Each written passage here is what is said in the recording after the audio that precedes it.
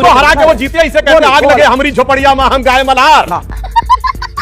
कई चीजों के ऊपर क्लैरिटी होनी चाहिए। जगत गुरु राम भद्राचार्य को करे, वो राम भद्राचार्य क्या करते हैं? वो बागेश्वर क्या करते हैं? उनके आगे जी भी लगाया जाता है, राम भद्राचार्य जी। जैसे मौलाना नोमानी बोलते हो वैसे बोला करो, करिए। नहीं, सम्मान करना पड़ेगा, उनकी पद का सम्मान करना पड़ेगा, उनकी उम्र का सम्मान करना पड़ेगा। नहीं, एक सेकंड बताइए। बिल्कुल मैं बता रहा हूं, मैं बता देता हूं क्यों नहीं करना पड़ेगा। ये फुटफुरा शरीफ क्या बोलेंगे, बोलो।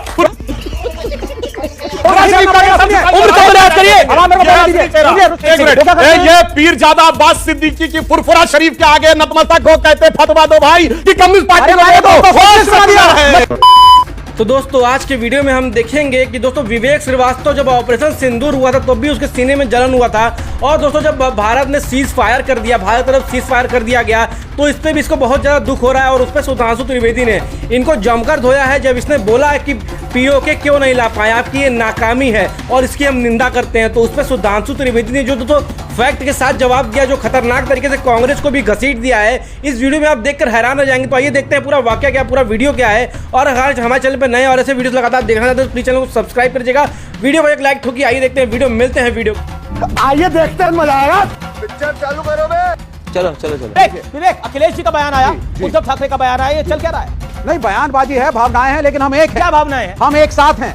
चल झूठा। ये भी साथ हैं, हम भी साथ हैं, आम आदमी पार्टी भी साथ है, सब साथ है। और इंडिया अलायंस एक साथ कम्युनल फोर्सेस की टक्कर लेगी। और शिवसेना, दिल्ली में भी शिवसेना उद्धव ठाकरे गुट आपके साथ है कि नहीं? मैडम बैठी हैं और फरवरी के बाद आप देखिएगा किस जबरदस्त तरीके से आएंगे लोग सत्ता में यहाँ पे इंडिया।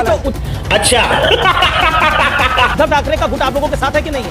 नहीं, देखिए बिल्कुल सब साथ हैं, सब साथ हैं। पर वो तो कह रहे हैं कि आपके साथ का नुकसान होगा। भाई आप ईवीएम पे कब्जा करे बैठे हो कि 33% मुस्लिम डोमिनेट, जहां मुस्लिम मतलब 33% वोट्स माइनॉरिटीज के, उसमें से 28% था बीजेपी की तरफ। कैसे दिल की बात, ये लोग सीधी सी बात है। मैं इंपॉर्टेंट बात कर रहे हैं,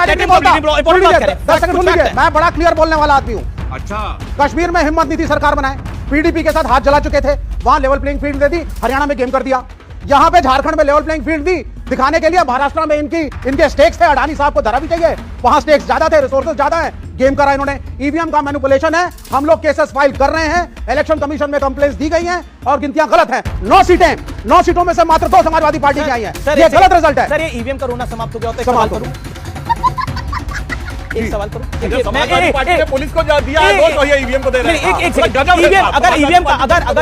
अगर जो ईवीएम की गाथा आप पढ़ रहे हैं, कांग्रेस पार्टी पढ़ रही है, मैं एक सवाल पूछना चाहता हूं। अगर ईवीएम की बात है तो आम आदमी पार्टी 2015 में 67 सीट 70 में से जीत गई थी, अराउंड 95%। सुनिए, पूरी सुनेगा। और 2020 के अंदर 62 सीटें जीत कर आई थी, अराउंड 92%। पंजाब के अंदर 2022 का विधानसभा चुनाव होता है, 85% सीटें जीत कर आती है। तो सबसे बड़ी ईवीएम की बेनिफिशियरी आम आदमी पार्टी है। बात तो सही है। अब बताइए, वो चुनाव सही था या गलत था? अब आप सुन लीजिए, ममता बनर्जी भी जीती, डीएमके भी जीती, बड़ी सीटें लेकर के आई, कुछ सीटें समाजवादी पार्टी भी अच्छी लेकर के आई लोकसभा में। जहां जहां अपोजिशन की का कैडर स्ट्रांग है, जहां जहां हमारा कैडर स्ट्रांग है, आम आदमी पार्टी का कैडर ग्राउंड लेवल पे स्ट्रांग है, इन्होंने अपने को बचाया। फिर दिल्ली के विधानसभा के अंदर, दिल्ली के लोकसभा के अंदर क्यों सुपड़ा साफ हो गया इनका? दिल्ली के अंदर क्यों? कांग्रेस के साथ भी आप वो 7 सीटों की बात है। दूसरी बात सुन लीजिए, ये इन्होंने एक एग्जांपल दिया, इन्होंने बोला था बुढ़ा आदमी बैठा था, उसके पास उसके लड़के गए, बुढ़े आदमी ने डंडियां ली, बोला देखो इकट्ठी हैं, टूटेंगे नहीं, इकट्ठे रहो। अरे लेकिन ये किसको जोड़ने की बात कर रहे हैं? क्या मुसलमानों की डंडी भी उन डंडियों में है या नहीं? या मुसलमान की डंडी साइड, दलित की डंडी साइड, ओबीसी की डंडी साइड, विवेक सारी डंडियां साइड। विवेक, आज आपने वादा किया था कि आप लिमिट में बोलेंगे। ओके, गजब बेइज्जती है। वैसे विवेक जी ने जो बात बोली, देखिए कितनी सहजता से इनके मुंह पे बात आ गई। जहां कैडर कमजोर रहता, मतलब इन्होंने मान लिया महाविकास आघाड़ी कैडर कमजोर था, सपा का कैडर उत्तर प्रदेश में कमजोर था। अब खैर इनसे पूछना चाहता हूं, इन्होंने प्रियंका जी की बात कही है, मैडम प्रियंका की जीत तो खुशी है कि नहीं?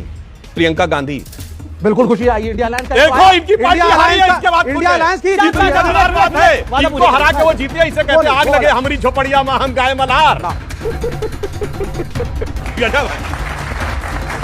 देखिए, मेरे को रुक करना पड़ेगा प्रियंका जी आपको, फिर मैं स्वामी जी आपकी बात आता हूं। प्रियंका जी, एक है तो सेफ है, नारा हिट है। क्या आपको लगता है जो हरियाणा में हुआ, जो महाराष्ट्र में हुआ, कहीं वो दिल्ली में ना हो जाए? हालांकि दिल्ली में आप फेवरेट माने जा रहे हैं, ऐसा कई पॉलिटिकल पंडित मानते हैं, लेकिन फिर भी कांग्रेस के साथ आपने अलायंस तो करा था, तो उसका दूरगामी परिणाम तो झेलना पड़ सकता है। अमीश जी, सबसे पहले तो एक है तो सेफ है, कौन सेफ है आज? सेफ दिल्ली की जनता है, जहां पे हर 3 मिनट, जहां पे 3 रेप हर रोज हो रहे हैं 24 घंटे के अंदर। सेफ क्या मणिपुर की महिलाएं हैं जहां नग्न अवस्था में उनको घुमाया जा रहा है? सेफ क्या बॉम्बे में वो वाई कैटेगरी में जो पॉलिटिशियन घूम रहे हैं जिनको खुलेआम गोली मार दी जाती है वो सेफ है? कोई सेफ नहीं है, सिर्फ भाजपा सेफ है, जनता अनसेफ है। पहली चीज। दूसरा सुनिए, दूसरी बात, इन्होंने वो नारा दिया पोलराइजेशन के लिए। इन्होंने क्या बोला? सुधांशु जी बहुत बढ़िया बोलते हैं, उसमें कोई डाउट नहीं। इन्होंने स्टार्ट किया कॉन्स्टिट्यूशनल डायरेक्शन है कि सबको एक साथ रहना है। पोलराइज करने वाली जो पॉलिटिक्स भाजपा ने की है वो आप किसी से छुपी ही नहीं है। जहां तक आपने कहा कि वो महाराष्ट्र में चल गया, हरियाणा में चल गया, तो मुझे ये कहने में कोई प्रॉब्लम नहीं है कि दिल्ली में इनका सामना आम आदमी पार्टी से है। दिल्ली में आम आदमी पार्टी से सुधांशु देन स्वामी दीपांकर। प्यारे बच्चों, जो कुछ करना था कर लो, अब्बू आ रहे हैं। बस सेफ वाली बात का जवाब देता हूं। कितने सेफ हैं आपको पता है? ये वो पार्टी जो कहती सिक्योरिटी नहीं लेंगे और इनके पंजाब के मुख्यमंत्री का लश्कर जर्रार 36 गाड़ियों का है। गलत। अरे बाप रे, ये तो धोती खोल रहा है। तो कैप्टन अमरिंदर सिंह और प्रकाश सिंह बादल से बड़ा फ्लीट है। मैं दावे से कहता हूं कैप्टन अमरिंदर सिंह से कहीं बड़ा फ्लीट है। और मैं ये नहीं कह रहा हूं जैसे इनकी सरकार सिद्धू मूसेवाला की हत्या से लेकर क्या क्या शुरू हो गया। पृथकतावादी चुनाव जीत के आ गए। पहली बार जो पंजाब के उस दौर में नहीं हुआ 1980 के दशक में कि पुलिस स्टेशन को लूट लिया गया और फोर्सिबली पुलिस को छोड़ना पड़ा। कितनी सेफ्टी है सबको समझ में आता है। ये बड़ी अच्छी बात है। परंतु यहां पर मैं यह भी कहना चाहता हूं कि जो इन्होंने कहा कि यह पृथकतावादी नारा है, मगर अभी महाराष्ट्र का चुनाव हुआ है, अबू आजमी मौलाना अजहरी के सामने क्या बोल रहे थे? वीडियो में आया, मेरे इलाके में 1,90,000 मुस्लिम हैं, एक भी वोट बटना नहीं चाहिए, पूरा का पूरा मिलना चाहिए। ये पोलराइजेशन थोड़ी है। वो मौलाना जो गजवा हिंद की पैरोकारी करता है, ये वो उस नोमानी के आगे, उस नोमानी के सामने एनसीपी शरद पवार पार्टी की नेता मुस्लिमों का वोट डिवाइड नहीं होना चाहिए, वो सेकुलर संगीत है।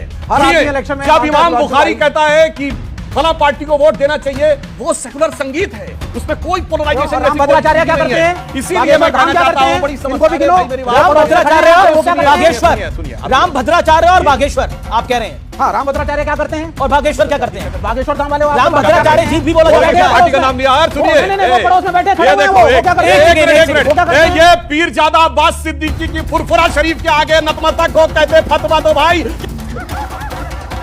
कम्युनिस्ट पार्टी को। तो दोस्तों, जब ऑपरेशन सिंदूर हो रहा था उस वक्त कम्युनिस्ट और बेशरम टाइप के विवेक श्रीवास्तव जो हैं उनके सीने में दर्द हो रहा था कि जब ऑपरेशन सिंदूर हो रहा है तो पाकिस्तान में जो कुछ हो रहा है, जब भारत ने पाकिस्तान का पानी बंद किया, जब भारत ने ऑपरेशन सिंदूर के द्वारा जवाब दिया और दोस्तों खतरनाक तरीके से जो इसको धोया गया है विवेक श्रीवास्तव को उस चीज पे, तो विवेक श्रीवास्तव का मुंह देखने लायक था। ऐसी डिबेट लगातार आप तक हम पहुंचाते रहेंगे। तो प्लीज चैनल को सब्सक्राइब, अगर आपने अभी तक नहीं किया है तो सबसे पहले चैनल को सब्सक्राइब कर लीजिएगा, वीडियो को लाइक करिएगा। और दोस्तों वीडियो में आगे बढ़ने से पहले आपको बता दूं मैं कि ऐसे वीडियोस आपको लगातार मिलते रहेंगे। कम्युनिस्ट, बेशरम, बेहया टाइप के, एंटी बीजेपी टाइप के लोगों की धुलाई हमारे चैनल पे लगातार आपको दिखाई जाएगी, उनका एक्सपोज कराया जाएगा और उनकी पोल खोल के रख दी जाएगी। और सुधांशु त्रिवेदी जो फैक्ट के साथ बात करते हैं, जिनकी याददाश्त गूगल के बाद उन्हीं के नाम आता है, जो कुछ भी जिसको ना याद हो उनसे जाके पूछ ले, और इस तरह से जवाब देते हैं पेज नंबर के साथ, सटीक तरीके से, खतरनाक तरीके से धुलाई करके रख देते हैं। और कांग्रेस की दोस्तों चड्डी पैंट सब उतार के रख दी और पूरी तरह से एक्सपोज कर डाला विवेक श्रीवास्तव जैसे कम्युनिस्ट को, विवेक श्रीवास्तव जैसे जो एंटी बीजेपी टाइप के लोग हैं इनको पूरी तरह से एक्सपोज कर डाला कि आपको पहले दर्द हो रहा था माफ करिएगा, पहले आपको दर्द हो रहा था जब ऑपरेशन सिंदूर हो रहा था, उसके पहले आपको दर्द हो रहा है जब पाकिस्तान का पानी रोका जा रहा था। तो ये कह रहे थे वहां पर भी लोग रहते हैं, वहां पर लोगों को, आम लोग जो है उनकी क्या गलती है, उनको क्यों मारा जा रहा है, उनको क्यों ये किया जा रहा है, उनको क्यों वो किया जा रहा है। ऐसा फील हो रहा था कि पाकिस्तान की मीडिया और भारत के दोस्तों जो भारतीय जो विवेक श्रीवास्तव हैं वो कहीं ना कहीं आपस में साठ गांठ करके कुछ वैसा ही दोस्तों उनकी वाणी, उनके शब्द कुछ वैसे ही निकल रहे थे जैसे पाकिस्तानियों की मीडिया, पाकिस्तान मीडिया की निकल रही थी कि हमारे आवाम पे, हमारे गरीब दोस्तों, गरीब को क्या बोलते हैं उसमें पता नहीं क्या उर्दू में बोलता है, कमेंट में बताइएगा, जो गरीब आवाम को पूरी तरह से परेशान किया जा रहा है, उनको मारा जा रहा है, ये किया जा रहा है, वो किया जा रहा है। ऑपरेशन सिंदूर के द्वारा इतने सिविलियंस के ऊपर अटैक किया गया, पता नहीं क्या क्या दोस्तों। जो पाकिस्तान की मीडिया है बौखला कर चीख कर केवल और केवल भारत के खिलाफ, नरेंद्र मोदी के खिलाफ और भारतीय सेना के खिलाफ लगातार दोस्तों कुछ न कुछ उल्टी सीधी टिप्पणी, उल्टे सीधे चीज, गलत चीजें जरूर दोस्तों लगातार वो लोग दिखा रहे थे। और वो दिखा किसको रहे थे? इंटरनेशनल मीडिया को और अपने बड़े पापा चाइना को और अपने एक और छोटे बाबा जो यूएस है, जिससे दोस्तों भीख मांगते हैं ये लोग, समय समय पे लोन मांगते रहते हैं, केवल उसको और उसको दिखाने के लिए ये लोग मीडिया पे गलत झूठी खबरें लगातार फैला रहे थे। उसके बाद जब इनको लगातार एक्सपोज किया जा रहा था, भारतीय मीडिया की तरफ से जब एक्सपोज किया जा रहा था, हमारे तरफ से जब एक्सपोज किया जा रहा था, तो इनकी दोस्तों बोलती बंद हो जा रही थी, लेकिन दोस्तों उसके बाद ये लोग ने जश्न मनाना शुरू कर दिया। बेहया बेशरम टाइप के लोग हैं। उसी तरह से विवेक श्रीवास्तव भी है। अभी दोस्तों जब पानी बंद रोका गया था तो विवेक श्रीवास्तव से कम्युनिस्ट आकर के धरना प्रदर्शन कर रहे थे कि पाकिस्तान का पानी नहीं रुकना चाहिए, पाकिस्तानी हमारे पड़ोसी हैं, वो हमारे भाई हैं, ये है वो है। उसके बाद एंकर ने जब इनको धोया कि पाकिस्तान के लिए आपको इतना ही दर्द है तो आपको पाकिस्तान ही भेज देना चाहिए, आप पाकिस्तान में ही जाके रहने लायक है, तो उनका दोस्तों बोलती बंद हो गया, बेशरम की तरह मुंह बंद करके बैठ गए। उसके बाद दोस्तों चीखने चिल्लाने लगे। जब उसके बाद डिबेट आगे बढ़ी तो पता नहीं क्या क्या ऊट पटांग बातें करने लगे। कोई फैक्ट के साथ कोई बात नहीं है, कोई साक्ष्य के साथ कोई बातें नहीं, केवल और केवल दोस्तों ऊट पटांग बातें। ये बीजेपी के खिलाफ और भारतीय आर्मी के खिलाफ भी दोस्तों ये बोल रहे हैं। ये भी हमको नजर आया कि भारतीय आर्मी के खिलाफ भी ये बोल रहे हैं। तो दोस्तों इनके लिए एक शब्द आप कमेंट बॉक्स जरूर लिखिएगा। विवेक श्रीवास्तव जैसे घटिया टाइप के लोगों के लिए कमेंट बॉक्स में एक शब्द जरूर लिखिएगा। और दोस्तों वीडियो अच्छा लग रहा तो वीडियो को ज्यादा लाइक करिए, ज्यादा शेयर करिए और लोगों तक पहुंचाइए और इनकी पोल खोलने में हमारी मदद करिए। मिलते हैं किसी और दिन इससे भी अच्छे, इससे भी शानदार वीडियो से। तब तक के लिए जय हिंद।